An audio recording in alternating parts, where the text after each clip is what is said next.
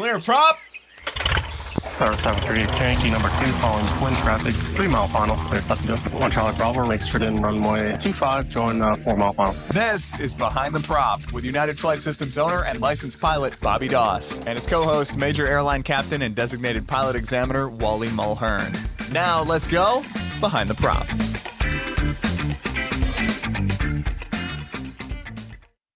What's up, Wally? Hey, Bobby, how are you? I am fantastic as always.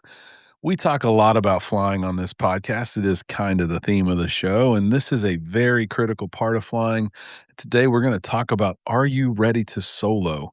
As a flight school owner, I probably have these conversations weekly, hundreds of them monthly, and it's always interesting for me to reflect on the fact, Wally, that I'm a unique person that is probably one of 100 people that see hundreds of people solo on an ongoing basis.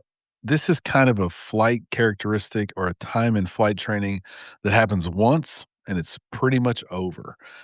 We talked about your solo some 40 plus years ago, many times my solo. We've talked about the thoughts around being solo ready, but this is really about the thought process around the knowledge and making a good judgment call. It's not just about the minimums. It's not just about what's legal. It's about being able to make a good judgment call with a lot of characteristics being considered.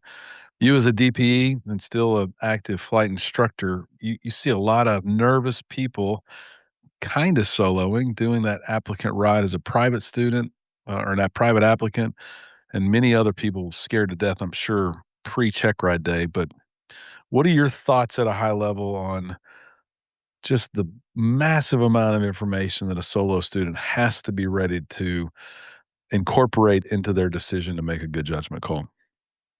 Well, typically the first solo for any student pilot that I know of, you go out, you go out with your instructor, you do a few landings, and then the instructor says taxi back, and you're thinking, well, gee, we only flew half an hour.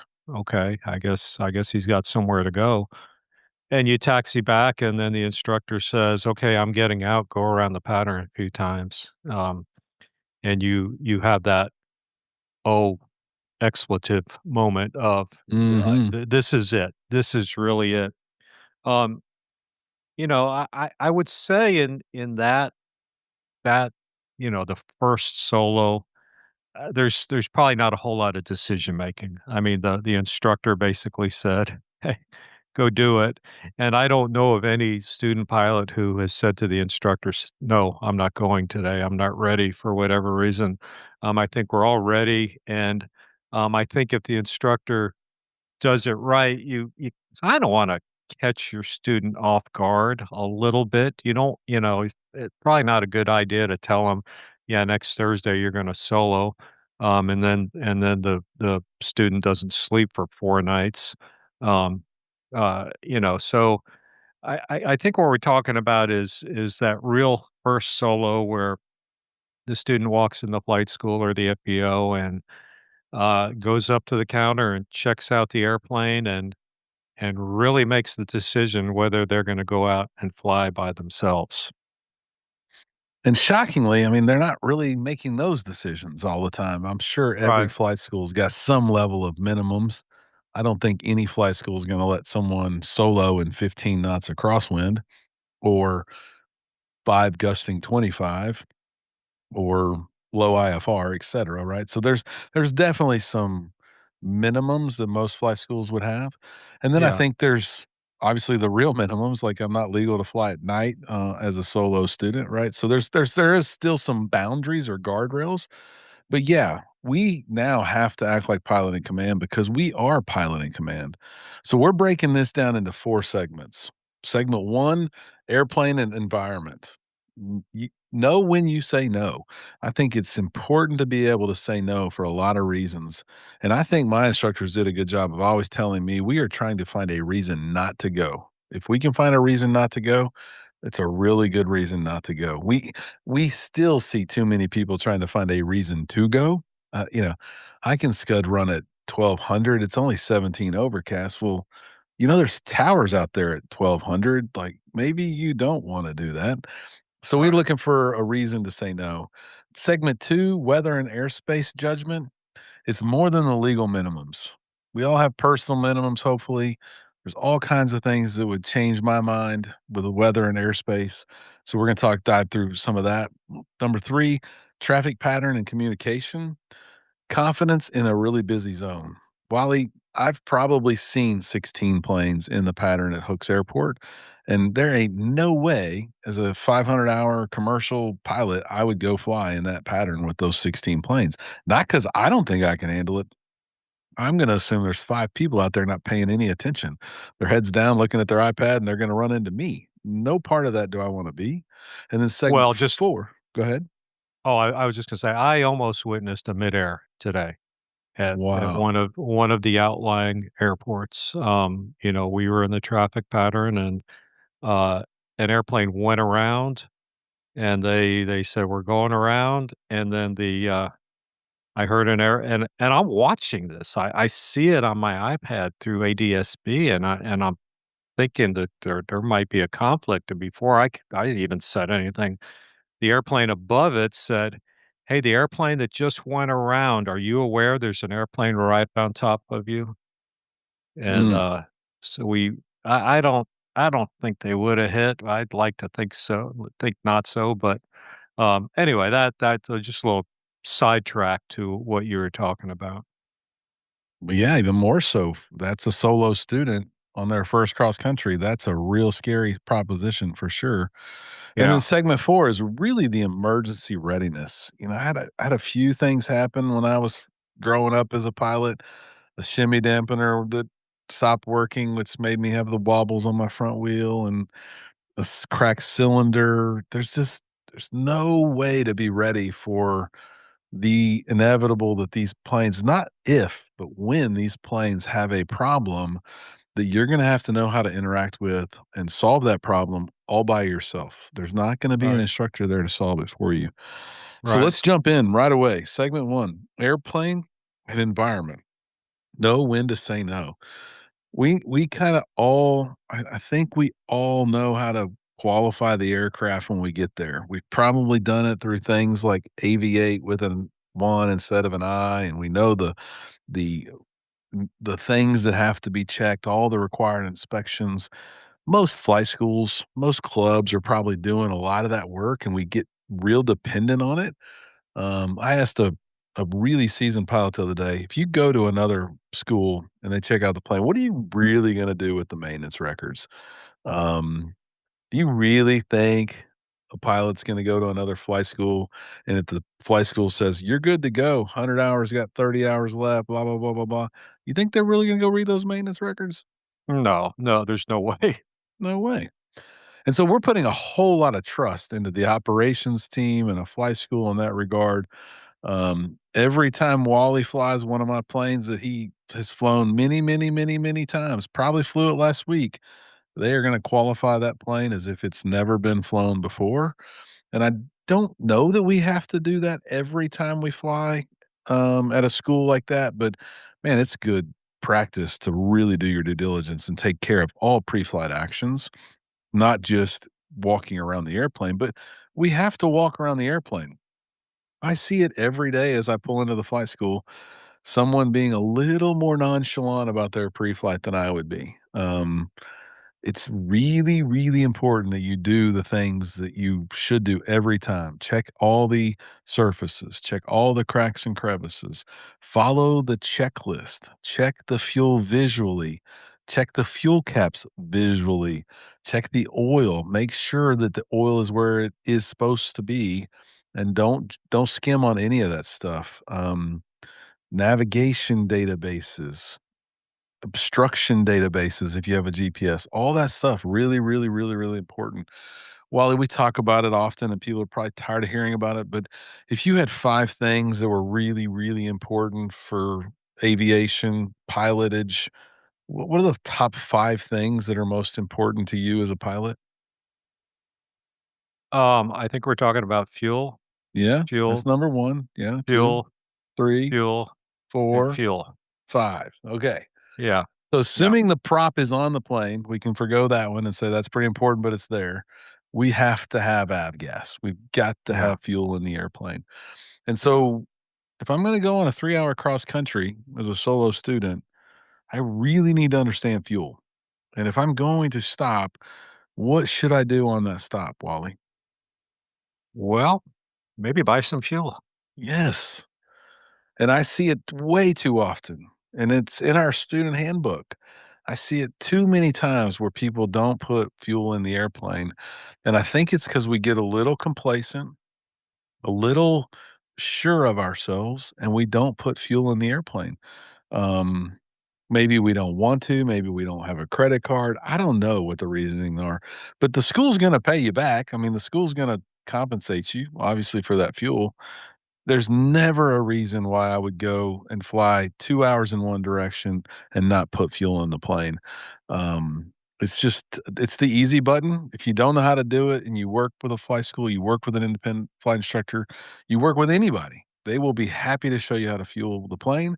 A fueler at any airport would be happy to show you how to fuel the plane, and it's probably gonna Yeah, save you a dollar or 2 every time you get fuel. If you're paying a guy full service and you learn how to pump it yourself, you're probably gonna save a couple bucks. yeah, And then the yeah. final part of that airplane and environment is performance. I think we're gifted at Hooks Airport where we have a 7,000-foot runway, and we probably know the performance charts, and we know that if the density altitude's really bad, we're gonna take 1,200 feet, and we got 6,000 feet to go. And so we don't really do our due diligence, right? If we were in Colorado and had a 2,400-foot runway, I have a feeling we would really be good at performance charts and really good at our numbers and know what gross weight does to us for takeoff, and etcetera. But we probably don't do much of that at our home airport today.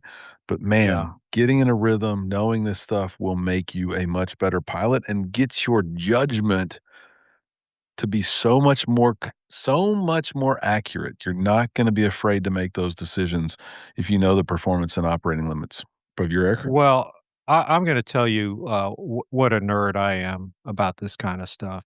I've been, uh I've been asking a lot of, uh, density altitude questions on check rides here lately, and, a lot of people really struggle with it. They might be able to tell me it's pressure altitude corrected for non-standard temperatures, but they don't know how to get pressure altitude and all that kinda stuff. So, this is what I do. Here's my morning routine of check ride days. My alarm goes off at whatever time, maybe 5:30, 6 a.m., depending on where I am. First thing I do is I reach over and I look at the phone and I look at the weather. If the weather is marginal, I send a text to my first applicant, say, "Okay, what's your thinking?" And a lot of times I'll say, "Yeah, it's not good. We're not gonna be able to go." And I'll say, "Okay, we'll talk to you later." I go back to bed. But, assuming that we've got good-looking weather, I have gotten to where as I'm sitting at my breakfast table drinking my coffee, I take a look outside at the weather and I say, "Okay, we've had some really nice weather here in Houston the last few days." I take a look at the weather and I guess at what the altimeter is, and I go, "Man, it looks beautiful today. I think we have a very high altimeter setting." And I say it's 3030, say. So I know sitting at the 150-foot MSL at our home airport, my altimeter is gonna be on 3030. To dial it down to 2992 to come up with pressure altitude, it's gonna be about -200. I think -230 if we wanna get exact. And then I look at the temperature and I go, "Geez, it's this morning, it was cold. It was minus Celsius, like 28 degrees Celsius." And I go, "Wow. So pressure altitude is already -230. It's really cold outside. I'm gonna guess that our density altitude is -1,500." Then I open up ForeFlight and I see what ForeFlight comes, and it's my little game. I'm such a nerd. I know I am. I know I am. but I've started doing it every morning. I've gotten pretty darn good at it. But, maybe that's a little game you can start playing. For sure. And the bigger thing is trying to fly on those days and understanding what's different. I think the Yeah, analogy of what would be different if we go to Colorado is an obvious one. We all know how that answer plays out. It's always going to be more runway, performance is going to be less, blah, blah, blah.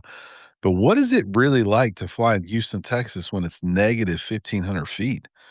Man, if you've yeah, never experienced right turning tendencies, you're going to experience it on that day, right? yeah, More right yeah. rudder is going to be a really big deal. Well, we have an airplane that's got a 180 horsepower engine.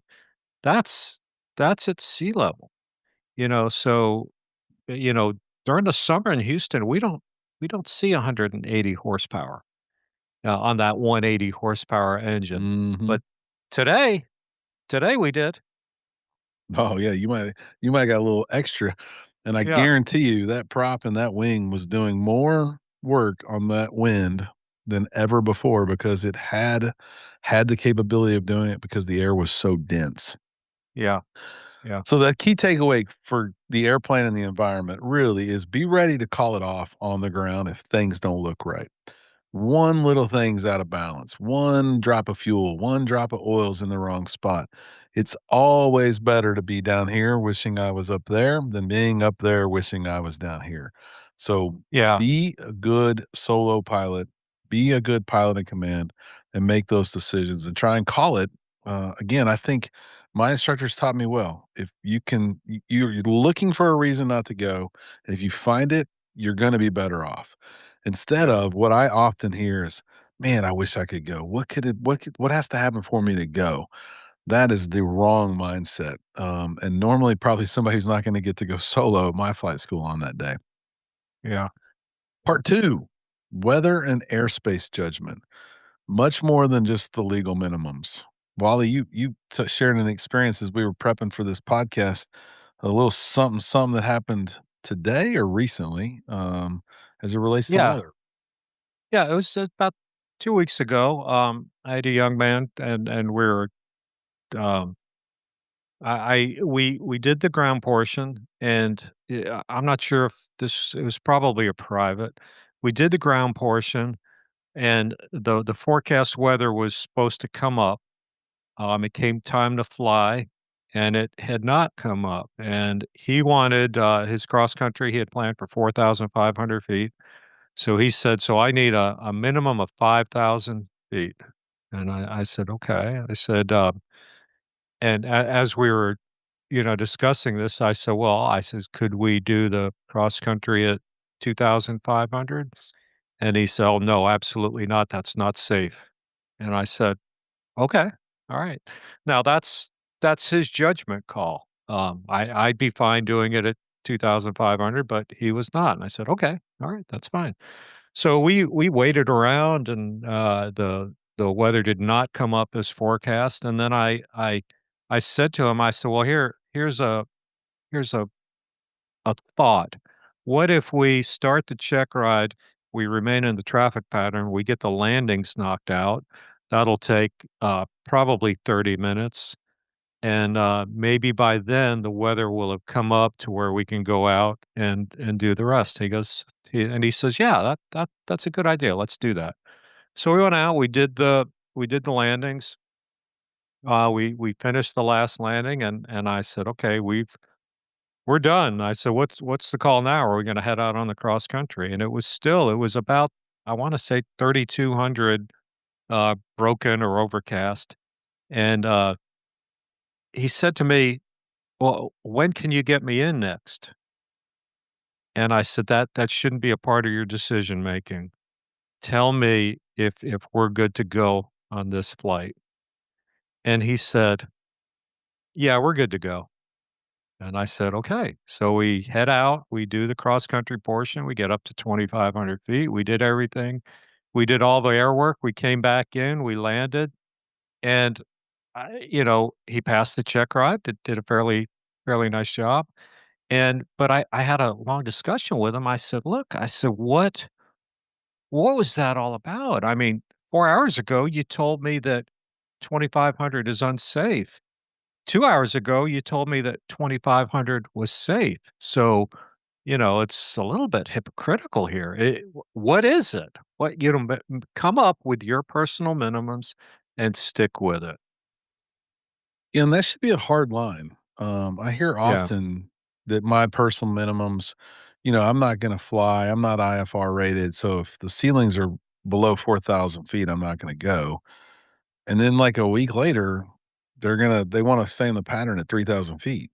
Well, those two things don't match. Now, you Right. can have a pattern minimum and a cross country minimum, but if you then say, "Well, I did 3,000 to Patterson, so I'm gonna do 3,000 to Austin," well, then your minimums can't change like that, in my opinion, because you're gonna let other things dictate.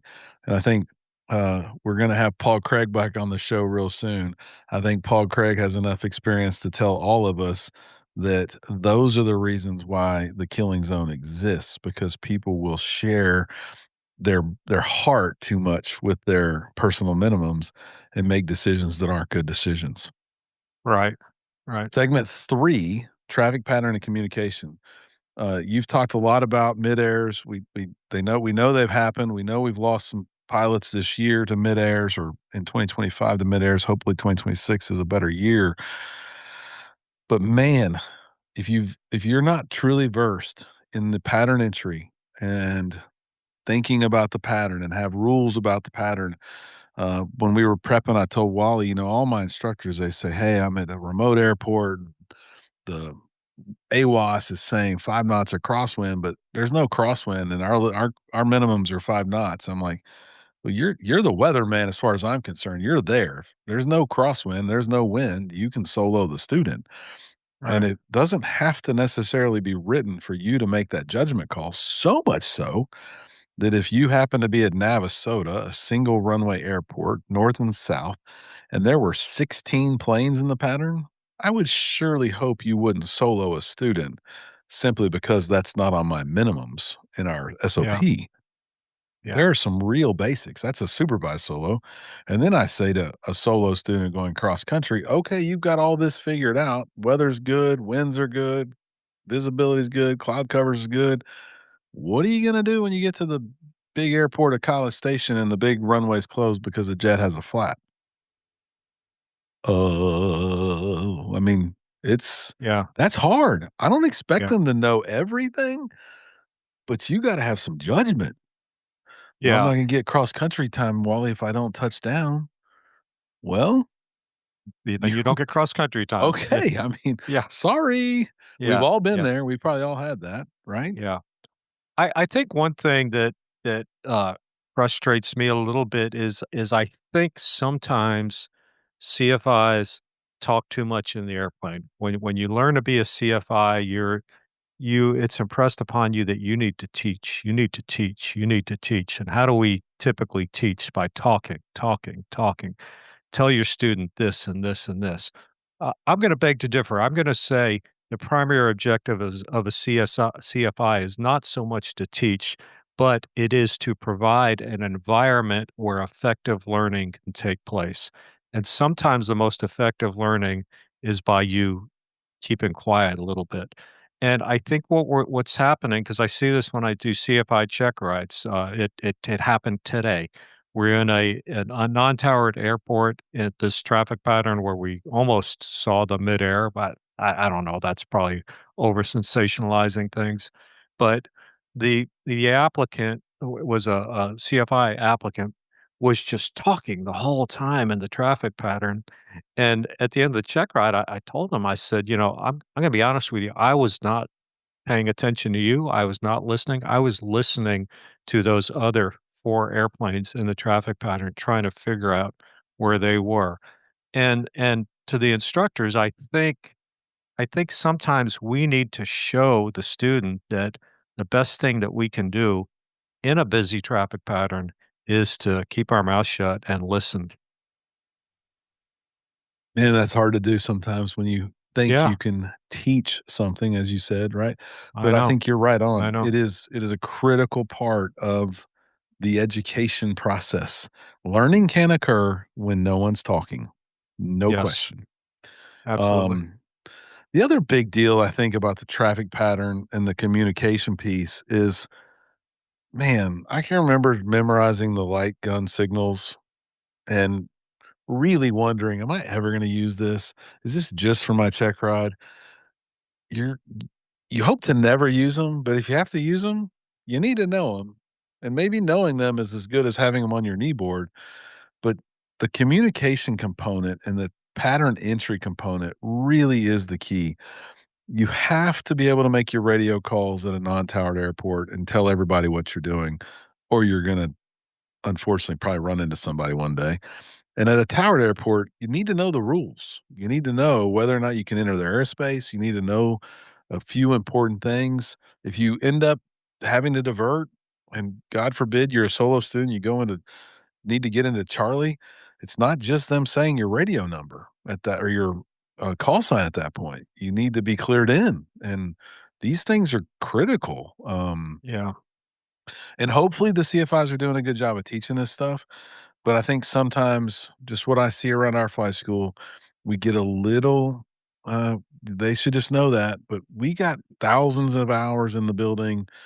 The 40-hour, 20-hour student pilot that's soloing doesn't have that much time. They don't have that experience. So practice your radio calls, listen to ATC, do what you can to be the best radio person in the world, and then be ready for that stuff. As we move into segment 4, it's the emergency readiness. Those light gun signals, they might really help you one day, and, Yeah. there's only 6 options, so go put some time into it, memorize the light gun signals, put a cheat sheet on your knee board, be ready if that day occurs to be able to see it. And I say this And often. Go you ahead. probably know most of the light gun signals. It's green is good, red means stop, if you will, or don't do what you're doing, you know? It's kinda like a traffic light, so you can probably figure out a lot of it, you know? Coming in on final, a green light, you know, that might mean clear to land. Yep, green and red flashing would probably be not right now. Right, So right. again, common sense will prevail, but put a little bit of effort into it just in case. You're only gonna be your best on your worst day as you were your worst on your best day, right? So at least look at the material, know the material, and be ready. And it's not the only emergency that could happen. Your radio going out probably won't be the biggest deal you ever have. But as Wally says often, the radio going out is probably going to lead to a lot more bad things. And you need to practice some of that stuff, whether it's you lose your GPS, you lose some of your electrical system, you lose some of your vacuum stuff, whatever that might be, you need to practice this stuff. There's one key phrase we all learn that you need to do, and you need to do it with vigor. Aviate, navigate, communicate. Nothing else is going to matter if you're in an emergency situation. So make sure you fly the airplane. That's the most important thing. We had an airplane recently have a cracked cylinder, and it was on a solo flight. It was not a solo student. I believe it was an instrument student doing a flight to build time, and it was probably scary. No question. It sounded horrible. There was probably massive amounts of vibration. Do not they didn't do anything wrong. Actually, they did everything right, but they flew the airplane. And, I always kinda try to put this in perspective because it happened to me, and it was unbalanced, it sounded horrible, but we were maintaining altitude. Like, there wasn't a big rush at that point. If you Right. can aviate, aviate. If you need to navigate, navigate.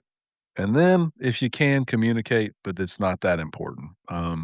People are gonna know you have problems. They're probably gonna clear the way for you, but if you can communicate, communicate. It's just practice, practice, practice. So practice those emergencies, know how your stalls work, know how to recognize those stalls, be the best you can be on your worst day, and you probably won't have a lot of issues as a pilot.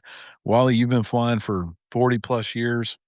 I know you've had some scary stuff happen or some close incident type things happen, but all in all, you've had a lot of good, comfortable, kind of lazy flying, I would say, huh? Yeah, the vast majority of it is. Yeah. Yeah. I think people talk about your career as a career that is absolutely boring with a little bit of chaos thrown in every so often. Yeah. Oh, That's about it. that's what it is. And thank God you're there when the chaos does occur because they're not emergencies aren't just another maneuver. You really need to be prepared and know what to do in that environment, how you're going to handle it, and that might change the way the outcome occurs. I think the big key there is stay calm and aviate, and I think you're going to be all right. So the big question now is, are you ready to solo? Those of you that are listening that are in that first 20 to 30 hours of flying and you know that day's coming, what are you going to do to be ready? What are you going to do to truly be able to make that judgment call?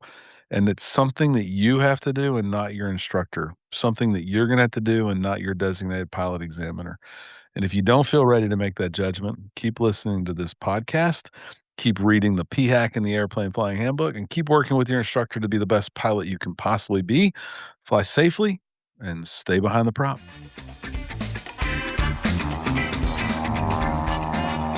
Thanks for checking out the Behind the Prop podcast. Be sure to click subscribe and check us out online at BehindTheProp.com. Behind the Prop is recorded in Houston, Texas. Creator and host is Bobby Doss. Co-host is Wally Mulhern. The show is for entertainment purposes only and is not meant to replace actual flight instruction. Thanks for listening, and remember, fly safe.